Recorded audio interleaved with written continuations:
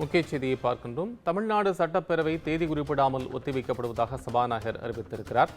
கடந்த மார்ச் 14ஆம் தேதி சட்டப்பேரவை கூட்டத்தொடர் பட்ஜெட் கூட்டத்தொடராக தொடங்கியிருந்தது. நீண்ட அமர்வுகளுடன் தொடங்கிய சட்டப்பேரவை கூட்டத்தொடர் பல்வேறு மானிய கோரிக்கைகள் மீதான விவாதம் நடைபெற்று இறுதியாக காவல்துறை மானிய கோரிக்கை விவாதம் நடைபெற்று அதற்கு முதலமைச்சர் மு.க.ஸ்டாலின் பதிலுரையும் அறிவித்து பல்வேறு அறிவிப்புகளையும் வெளியிட்டிருந்தார். இது தவிர 110 பல்வேறு அறிவிப்புகளை வெளியிட்டிருந்தார் என்பதையும் பார்க்கின்றோம். தற்போது சட்டப்பேரவையினுடைய நடவடிக்கைகள் தேதி குறிப்பிடப்படாமல் ஒத்திவைக்கப்பட்டிருக்கின்றன. தலைமை செய்தியாளர் சிவா கூடுதல் விவரங்களை நமக்கு தருவதற்காக இணைகிறார். சிவா, உங்கள் விவரம் பகிரலாம். கோபால், தமிழக சட்டப்பேரவை தேதி குறிப்பிடாமல் தற்போது ஒத்திவைக்கப்பட்டிருக்கிறது. தமிழக சட்டப்பேரவையை பொறுத்தவரை பட்ஜெட் கூட்டத்தொடருக்காக மார்ச் 14ஆம் தேதி தமிழக பட்ஜெட் தாக்கல் செய்யப்பட்டது. மார்ச் 15ஆம் தேதி வேளாண் பட்ஜெட் தாக்கல் செய்யப்பட்டது. அதனைத் தொடர்ந்து இந்த பட்ஜெட் மீதான விவாதங்கள் என்பது 20ஆம் தேதி வரை, அதாவது 17, 18, 19, 20 ஆகிய தேதிகள் வரை நடைபெற்றிருந்தது. அதன் பிறகு இந்த பட்ஜெட் மீதான பதிலுரையை துறை சார்ந்த அமைச்சர்கள் தங்கம் தென்னரசு, அதே போன்று வேளாண் துறை அமைச்சர் M.R.K. பன்னீர்செல்வம் ஆகியோர் வழங்கியிருந்தனர். அதன் பிறகு துறை ரீதியான மானிய கோரிக்கை மீதான விவாதத்திற்கு மார்ச் 24ஆம் தேதி பட்ஜெட் கூட்டத்தொடர், அதாவது மானிய கோரிக்கை விவாதம் தொடர்பான கூட்டத்தொடர் என்பது தொடங்கியது. குறிப்பாக நீர்வளம், இயற்கை வளம், நகராட்சி நிர்வாகம், ஊரக வளர்ச்சி, இளைஞர் நலன், விளையாட்டு, கைத்தறி உள்ளிட்ட பல்வேறு துறைகள் மீதான மானிய கோரிக்கைகள், சமூக நலன், சுற்றுலா, மின்சாரம், மருத்துவம், போக்குவரத்து, உயர்கல்வி, பள்ளிக்கல்வி, பொதுத்துறை, காவல்துறை உள்ளிட்ட பல்வேறு துறைகள் மீதான மானிய கோரிக்கை விவாதம் என்பது நடைபெற்றிருக்கிறது. இன்றைய தினம் முதலமைச்சர் மு.க.ஸ்டாலின் காவல்துறை மீதான மானிய கோரிக்கை விவாதத்தில் பங்கேற்று பதிலுரை வழங்கியிருக்கிறார். இத்தனை நாட்கள் நடைபெற்றிருந்த இந்த துறை ரீதியான மானிய கோரிக்கை விவாதத்துல பிரதான எதிர்க்கட்சி என்ற முறையில அதிமுக பல்வேறு முக்கிய விவகாரங்களை சட்டப்பேரவையில எழுப்பியிருந்தது. அதிலும் குறிப்பாக தொடக்க நாளிலேயே அண்ணா பல்கலைக்கழகம் விவகாரம் தொடர்பாக பல்வேறு பிரச்சனைகளை எழுப்பியது.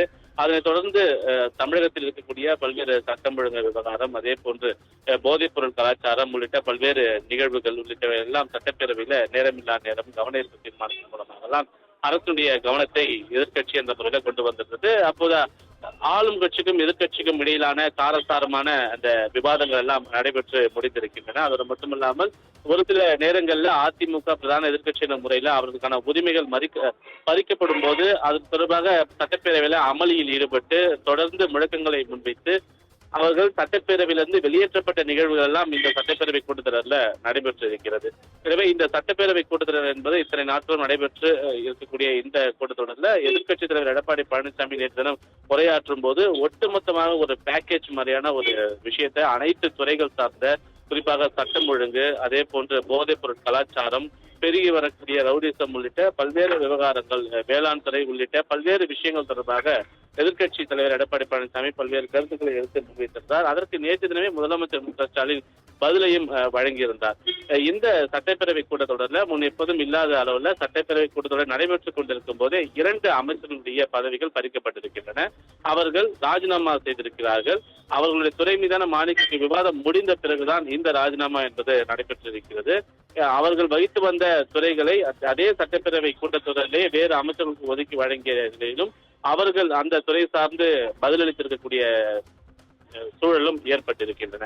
எனவே தொடர்ந்து பல்வேறு முக்கிய ஒரு விஷயங்கள் அடங்கிய இந்த சட்டப்பேரவை கூட்டத்தொடரில் 18 முக்கிய சட்ட மசோதாக்கள் என்பது பல்வேறு விவாதங்களுக்கு பிறகு நிறைவேற்றப்பட்டிருக்கின்றன.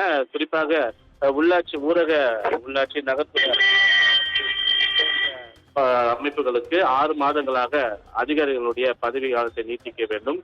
கலைஞர் பல்கலைக்கழகம், அதே போன்று இது உள்ளிட்ட சுமார் 18 சட்ட மசோதாக்கள் இந்த சட்டப்பேரவையில நிறைவேற்றப்பட்டிருக்கின்றன. எனவே காரசாரமாக நடைபெற்றிருக்கக்கூடிய இந்த சட்டப்பேரவை கூட்டத்தொடர் தற்போது தேதி குறிப்பிடாமல் ஒத்திவைக்கப்படுவதாக அறிவிக்கப்பட்டிருக்கிறது. தேதி குறிப்பிடாமல் ஒத்திவைக்கப்பட்டிருந்தாலும் அதன் பிறகு எப்போது சட்டப்பேரவை கூடும் என்று விசாரித்தால் 6 மாதங்களுக்கு ஒரு முறை சட்டப்பேரவை கூட்டத்தொடர் கூட வேண்டும். அதன் அடிப்படையில் அடுத்த 6 மாதங்களுக்கு பிறகுதான் இந்த சட்டப்பேரவை கூட்டத்தொடர் ஏதேனும் ஒரு முக்கிய காரணங்களுக்காக அல்லது 6 மாதத்தில் கண்டிப்பாக கூட்ட வேண்டிய ஒரு கட்டாயம் இருக்கக்கூடிய ஒரு சூழல்ல நீண்ட ஒரு விவாதத்திற்கு பிறகு பட்ஜெட் தொடர்பான விவாதம், மானிய கோரிக்கைகள் மீதான துறை மீதான விவாதம் உள்ளிட்ட பல்வேறு விவாதங்களுக்கு பிறகு இந்த மானிய கோரிக்கை விவாதம் எல்லாம் முடிவுற்ற பிறகு சட்டப்பேரவை கூட்டத்தொடர் தேதி குறிப்பிடாமல் தற்போது ஒத்திவைக்கப்படுவதாக சபாநாயகர் அறிவித்திருக்கிறார். இந்த சட்டப்பேரவை கூட்டத்தொடரை பொறுத்தவரை முதலமைச்சர் எத்தனை மணி நேரம் பேசினார், ஆளும் கட்சியினர் எத்தனை மணி நேரம் பேசினார்கள், எதிர்கட்சியினர் எத்தனை மணி நேரம் பேசினார்கள் என்பது போன்ற பல்வேறு விவரங்களையும் சபாநாயகர் முன்வைத்திருக்கக்கூடிய நிலையில அவர் தரப்பிலிருந்து அவருடைய அனுபவங்களையும் இறுதியாக பேசி சட்டப்பேரவை கூட்டத்தொடரை தேதி குறிப்பிடாமல் சபாநாயகர் ஒத்திவைத்திருக்கின்றார். கோபால், உங்கள் அண்மை விவரங்களுக்கு நன்றி சிவா.